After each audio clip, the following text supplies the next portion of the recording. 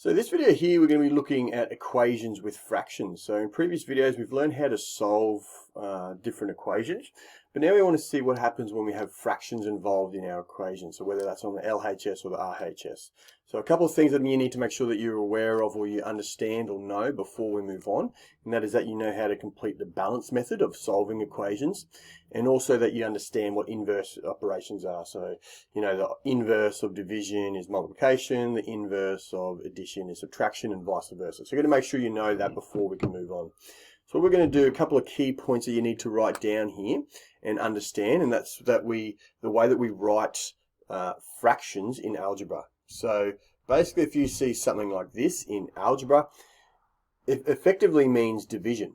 So A over B looks like a fraction, also means A divided by B. We just use the fraction symbol, so it's effectively just showing us a division symbol, and you need to make sure that you understand that. So what that now leads to is how we use inverse operations. So here that is written as x divided by 4 equals 12, and then we know using our balance method in inverse operations that if we have a divided by 4 on the other side, then we need to multiply by 4. So one key learning you're going to do here is that if you have this a divided by b, the key part that you need to make sure you know, and I'll get you to write down, I'm going to quickly write that down to make sure that you can copy that from here. So what it is, and I've written this down here for you to copy down, that when you're solving with equations, you multiply both sides, so that's the LHS and the RHS of an equation, by the denominator. So those that aren't sure, the denominator is the bottom number. So denominator means down, it's the bottom number. So you divide or multiply both sides using our inverse operations by the denominator, and we're going to do an example here. So I'll show you how this one works. So we know that x over 4, this basically means x divided by 4 equals 12.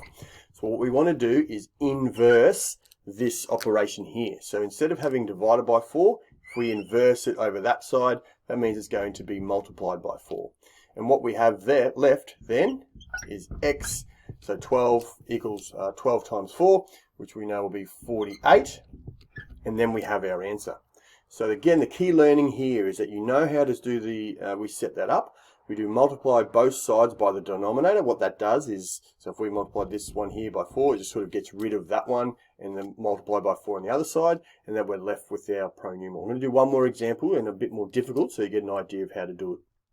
Okay, so we have a good example. I want to make sure that you understand how to do this example, because it's important that we understand the way that it flows with the order of operations and then reverse order of operations when we're doing inverse. So in this question we have 4 plus 5x over 2 equals 29, and we want to isolate our pronumeral here of x. So how do we do that? So first we want to make sure that we can try and isolate our fraction. So we're going to actually do this part first. So we have plus 4. So that means the inverse of that, to get that over to the other side or get rid of that, we need to minus 4 on both sides. Okay, so now that would be good. We get rid of that because 4 plus, etc. So now we have 5x, okay, over 2 equals 25, because we've got rid of our plus 4. Now we can focus purely on our fraction. And we have at the bottom here, again, remember the rule is to multiply by the denominator here, which is 2. So if we multiply both sides by 2, we are left with 5x, so that will get rid of that. 25 times 2 is 50. Now we can just go through our normal balance method of how to work that. So we've multiplied x by 5 here, so then on the other side we're going to divide by 5. Therefore x equals 10. So making sure that you understand how we can separate and isolate the pronumeral using that balance method, and also understanding the order of operations, so the way that it works normally, and then you inverse that and you work backwards from there. So here's a good example of how to do that. I want you guys to make sure you can do practices in your workbook as we go through, and make sure you ask me any questions as we go. Thanks guys.